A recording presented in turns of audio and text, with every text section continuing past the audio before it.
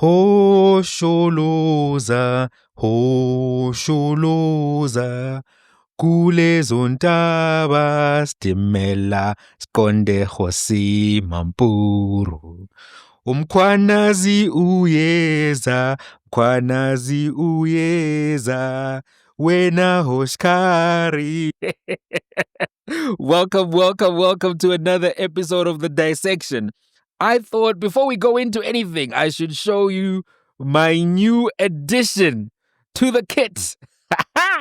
You know, when the pages need to be turned, when the General Kumalo needs to be summoned in the inner spirit, when you need to do a 5-pillar approach, an analysis-led system, when you need to do a data-driven system, when you need to do a prosecutor-led system, you need your pink thingy, your thimble, to turn the pages of justice. Welcome to another episode of The Dissection. Today, we are talking Vodacom and Starlink. Vodacom and Starlink. Something spectacular has happened. Something corporate horse. You mustn't think that horse car behavior is only for generals and scabangers and all of this jazz. Sometimes horsey things happen even in the corridors of those glass window buildings. Horse car can happen anywhere and anyhow at any time. So today, Vodacom announced an agreement with Starlink to deliver high-speed, low-latency broadband internet to millions of businesses across Africa and to expand their rural network. This is their corporate speak.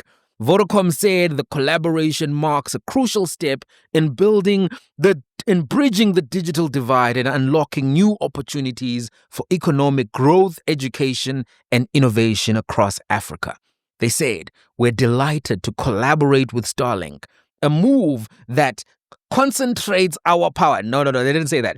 A move that accelerates our mission to connect every African to the internet. That's what they're saying. They're not saying, we won in the White House. We won in the White House. No. So, low Earth orbit satellite technology, according to Vodacom, will help bridge the digital divide where traditional infrastructure is not feasible. And this partnership will unlock new profits for us. No, that's not what it said. New possibilities for the unconnected. It's all about the unconnected, not the super connected, not the elites who show up in the White House. No. This is for you. This is for the unconnected. Vodacom said that the agreement was complementary to its extensive terrestrial network and would have a transformative impact on the continent. More of what they said. Integrating Starlink's satellite backhaul into Vodacom's mobile network will accelerate network coverage expansion while increasing network performance in rural areas. The collaboration will deliver robust connectivity to remote schools, health centers, communities, empowering millions to digital services and information. Now, key business information you need to know. Vodacom will be authorized to resell Starlink equipment and services to enterprise and small business customers in Africa while retaining the flexibility to create localized value propositions. So Vodacom is now a Starlink reseller and service seller. Bad news for the South African market. In the short to medium term, Vodacom has said it will not offer Starlink services in South Africa at this stage, although it does plan to roll out internet access through Starlink across its entire footprint over time. They said, we aim to launch these services across our footprint once individual regulatory approvals are completed. Right? That's what they said. So, Vodacom has this deal with Starlink. Elon Musk is getting closer. Soon and very soon.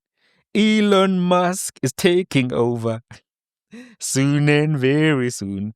Hoshkari rands will flow across. So, what you need to know and why the story amuses me is because something happened earlier this year which kind of gave us all a clue that this was the direction. Earlier this year, on the 21st of May, one of the most intriguing moments in global politics happened. the moment when South Africa's second richest man showed up in the White House and begged Elon Musk to bring Starlink to South Africa. He said, save us with your Starlink. Remember this moment? Beyond wish. Sorry, Mr. President, if you had to wind all of those things properly, you will see I'm the biggest target for that rebel-rouser. Number one for over 10 years, Mr. Maleba. In fact, the first time I met him, he was in the youth league with that gentleman. And look how he's changed. Right. We have too many deaths, but it's across the board. It's not only white farmers.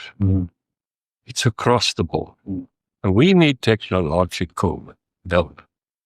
We need Starlink at every little police station. We need drones. I actually got drones donated for the peace parks to stop elephant and rhino poaching. And his predecessor stopped the importation because he said the United States would spy on us. I mean, US basics, the ridicule. So if you can help us. Remember, sir, you and I lived in New York in the 70s. We never thought New York could be what it became. We need your help, sir. And we need Elon technology.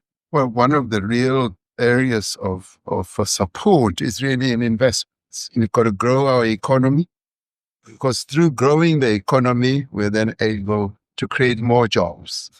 Because crime really thrives where there is inequality and unemployment. And that is one of the reasons that has brought us here, to improve our investment relations, our trade relations, so that we can preserve the number of jobs that your companies have created in South Africa. By virtue of what we export to you, we are able to create up to 500,000 jobs. So, dissectors, let's dissect this. Let's break it down so that it's forever and consistently broke. Let's cut through all the noise. Rupert was negotiating with Donald Trump and Elon Musk in the White House to bring Starlink to South Africa. That, to me, was one of the most significant moments in the year, because how could this businessman, who is merely a golfing partner of Donald Trump, end up in the White House at such a critical moment when Donald Trump had signed executive orders, when aid to South Africa had been cancelled, aid which would impact HIV research funding, HIV treatment funding? We saw the squeezing of South Africa throughout the year coming from the Trump administration. Then this man, who is not a diplomat, not a government official, is in the White House getting airtime and speaking and negotiating something which he said was in the interest of South Africa, but actually turns out was his own business interest and his own benefit. You know, in a different era, we were told that having certain business people being able to direct policy, direct appointments was state capture. That's what we were told. We were told that is something that is to be frowned upon. But yet, when this moment happened, we heard that Patrice Motsepe was negotiating in one place, and we saw South Africa's richest man in the White House negotiating for Starlink to come to South Africa. Think about that and understand this. Johan Rupert is the owner of Dark Fiber Africa and Vumatel. So Dark Fiber Africa provides wholesale open access fiber infrastructure for businesses, telecoms operators. Their main customers are telecoms operators, internet service providers, corporates, government, and large institutions. Dark Fiber Africa. Vumatel provides fiber to the home, open access networks for residential customers. Its customers are the ISPs who sell to the homes who are serving residential customers. So Dark Fiber Africa, Vumatel, all of these entities fall under Maziv, which is fully owned by Community Investment Holdings, which is in turn majority owned by Remgro, the holding company owned by Johan Rupert, the vehicle for most of his wealth. So you need to know that, right? And that is critical information to bear in mind. 1 week, actually not a week, a few days after the White House visit, the South African Minister for Communications and Digital Technologies, Solima Latsi, released a draft policy directive for public comment that, if passed, would then create a pathway for Elon Musk's Starlink to be able to provide services and operate in South Africa. Now, that policy direction was basically gazetted on the 23rd of May, 2 days after the White House visit, and it was instructing ICASA, the Independent Communications Authority of South Africa, to align its licensing regulations with what is known as equity equivalent investment programs. Now, these equity equivalent investment programs offer alternatives to BE shareholding, and they enable companies to directly invest in small businesses, community training initiatives, make local investment, but without giving up any ownership of the company. And that concept has been endorsed by the Department of Trade, Industry, and Competition, and it has been used in several other sectors, including in the technology industry. So now, what you need to keep in mind is who went to the White House. Who went to the White House? Who was in that delegation that went to the White House? In the delegation that went to the White House with President Ramaphosa was Minister Lamula, the Minister of International Relations and Cooperation, Ms. Khumbudzo Ntshavheni, the Minister in the Presidency, Mr. Parkstau, the Minister of Trade, Industry and Competition, Steenhuisen, the Minister of Agriculture. Those are part of the delegation in there. So did you just hear me saying that one of the things that has been supported or pushed for in terms of employment, what are they called? Equity equivalent investment programs has come from the Minister of Trade. So he's been one of the people pushing for these things. That particular department has been pushing for this, was in the room, listening to South Africa's richest man, talking to the world's richest man, asking for Starlink to come to South Africa. And then 2 days later, another minister then pushes for these equity equivalent programs to then be applied to the ICT space, creating a doorway, if approved, for Starlink to come in. But that hasn't been approved. That's why Vodacom can't say today that you're going to get Starlink. But you can see where this is going. You can see ukuthi bahamba ngoline. They are moving in a line towards letting Starlink come in. And if this is successful, think about what Elon Musk has done. He has used his connections in the White House to get funding cut for South Africa, to allow and spread a narrative that does not frame South Africa honestly, this narrative of farm murders and white genocide and all of that. He has said that he can't operate Starlink in South Africa because he's not black. Meantime, Starlink is a registered company in South Africa. He was applying for an ICASA license, withdrew earlier this year, and then chose this other strategy once Donald Trump came into office. Now, he is going to get rewarded for pressuring South Africa to take his company and working with an insider businessman to do a deal that brings him closer to that. Because we've discussed that, but something that you need to be aware of and is important background. A few months after this White House visit and this equity equivalent program was announced or pushed for, something happened in the merger space. You need to be aware that in November of 2021, Vodacom announced its plan to acquire a 30% stake in Maziv, which I've already told you about. After an intensive investigation, in August of 2023, the Competition Commission recommended prohibition of the merger. During 2024, the Competition Tribunal listened to an appeal on this matter, heard evidence for 26 days, and in October of 2024, prohibited the merger. 6 months later, in March of 2025, the tribunal published an extensive set of reasons detailing its justifications for the prohibition of the matter. Now, on that merger. Now, this was appealed by Vodacom, by Maziv. Also, the Department of Trade was opposing the Competition Tribunal's position. Now, this all happened prior to the White House visit. 21st of May, President Ramaphosa meets with Donald Trump in the White House. Trump gives the notorious line, "Dim the lights." And then they play Hosholoza. Hosholoza. No, they don't play that song. They play the controversial song from the EFF. Now, what then happens 2 weeks later, on the 4th of July, 2025, the Competition Commission informs the Competition Appeal Court that they are no longer opposing this issue. Actually, they didn't inform them on that day. On the 4th of July, the Competition Commission informs the court that there are discussions taking place between Vodacom and Maziv and the Commission and the Department of Trade, Industry and Competition. On the 8th of July, the competition abandons its opposition to the appeal, which had been brought against the decision of the tribunal. And then what happens is that I think the original deal was that Vodacom was going to get 30% for 14 billion, made up of 10 billion in cash and 4 billion in fiber assets. And then they would make another 4 billion available in cash if Vodacom exercises option to increase its shareholding. So there was now a discussion that Vodacom cannot increase its shareholding past 35% or something to that effect. And some commitments were made by Maziv. But what's interesting to know is that all of this happens after the White House meeting. And you may think it's a coincidence, and maybe it is a coincidence, but I don't believe in coincidence. I don't believe in coincidence. I have a General Kumalo on the inside of me, and I have the thimble that makes me do an analysis-led process of thinking through these things. Anyway, now Vodacom has done a deal which has given it a 30% controlling equity interest in Maziv, right?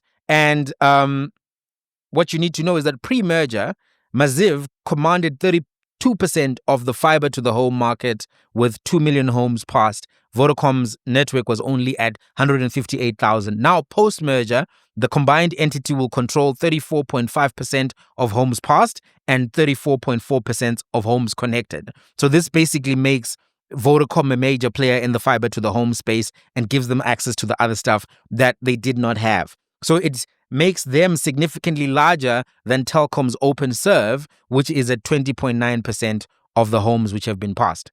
So you need to be aware, like I said, Community Investment Holding is owned by Remgrow. It was carrying 19.5 billion in debt at the middle of 2024, and this merger then provides it with a capital injection for it to be able to fund further fiber expansion, meaning that its control of that fiber to the home space can increase exponentially and perhaps even pass that 34.5%, potentially getting to 50% in the coming months and years, which is anti-competitive and can actually affect costs to the consumer. When someone has a monopoly or an oligopoly control of a market, usually the prices don't go down for the public, they go up. And sometimes the service delivery goes down and the company gets arrogant and you can't get through to its call center. Sometimes that's what happens. We'll see how this plays out.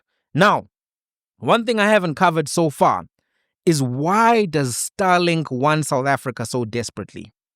What would be the motive from the Musk side of the equation? This is what you need to know. Starlink's low-bit satellites, these LEO satellites, they require ground stations to function optimally. The satellite communicates with the user's dish, then it relays that signal to a ground station via inter-satellite laser links, if necessary. The ground station is a physical facility equipped with many antennas that has a direct high-capacity connection to the global internet through land-based fiber optic networks. Are you getting it? Let me take that to you again. The ground station is a physical facility equipped with many antennas that has a direct high-capacity connection to the global internet through land-based fiber optic networks. Who was controlling the fiber optic networks on the ground in South Africa in a significant way? Maziv. Who owns Maziv? Rupert, who was saying, please, Elon Musk, come to South Africa. Can you see the hosh? Can you see the hosh? Hoshi-esque. Now, South Africa has a robust national and international fiber infrastructure, including major internet exchange points and key submarine cable landing points. There are actually now 9 international subsea fiber cables landing in South Africa. And Starlink, by the way, has already obtained approval for 3 Earth gateway stations in South Africa. They just don't have that license from ICASA, but they've done a lot of work. So this whole I can't do business in Africa stuff that South Africa that Elon Musk was saying is not true, because he's already obtained these Earth gateway stations approval. Now you need to understand that they want to lower latency By having ground stations near these exchange points, Starlink can significantly reduce latency, which is the signal delay, for users in South Africa and in neighboring countries. Remember, it's launched in Zimbabwe, Botswana, in Zambia, and several other countries, DRC, etc., etc. But they don't have the infrastructure that South Africa has. They don't have that good infrastructure. That's what Elon Musk, he wants the market, the local market in South Africa. He wants those police stations, those schools, etc., which is why they were being mentioned in the White House. But he also wants those sweet substations. That's what they want. That's the viability and the attraction, because data no longer needs to travel to ground stations in other countries like Nigeria, Mozambique via laser links, which slows down the speed. So in order for them to boost their speeds and to compete with the terrestrial fixed LTE services, they need South Africa. For Starlink, connecting its ground stations to South Africa's fiber network is essential, and it allows satellite data to seamlessly enter the high-speed terrestrial internet backbone, which provides a vital link that makes its service efficient and competitive on the continent. Do you see it? Do you see what they're up to? Do you see why the speech happened in the way that it happened? Do you see why they had to settle with Makate before they even could announce this? Do you see why there was a rush? Couldn't go to court, couldn't be caught up in court processes for years, court processes that they could potentially lose. They had to get this deal done and lock it down. So, do you see the horse curry? Can you smell what the Rock is cooking? Horse curry in that kitchen. Effectively, the biggest winners of the White House meeting were actually Vodacom, Johan Rupert, Elon Musk. South Africa hasn't won. Donald Trump is not coming to G20. He's still smacking down on South Africa. That funding that was cut has not returned.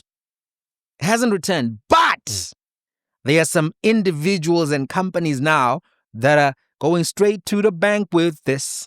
They're going straight to the bank. The internet service space is now being controlled in a major way by three entities: Johan Rupert, Vodacom, Elon Musk. Starlink, if you want to mention the companies, Maziv, whatever. You mention the companies, but understand there are people behind these things. Can you see now why things have been going down the way that they've been going down? And the question everybody should be asking is this: is it healthy or viable for the African ICT space to be dominated by Johan Rupert and Elon Musk? And then you have to also ask yourself, is access to internet a public good? Who should be playing a bigger role, the state or the private sector? There's an interesting episode that John Oliver did at some point about fiber internet access in America. And he pointed out that in many places, having the private sector dominating access to fiber actually increased costs and reduced access, even though whenever they are doing these deals, they always tell you, you're going to get more and you're going to get it cheaper. You end up getting less and you get it for more cost. So I hope you're seeing what's happening and what they're cooking. Let's meet in the comment section. Soon and very soon, we are going to see the horse. Soon and very soon, we are going to eat the curry.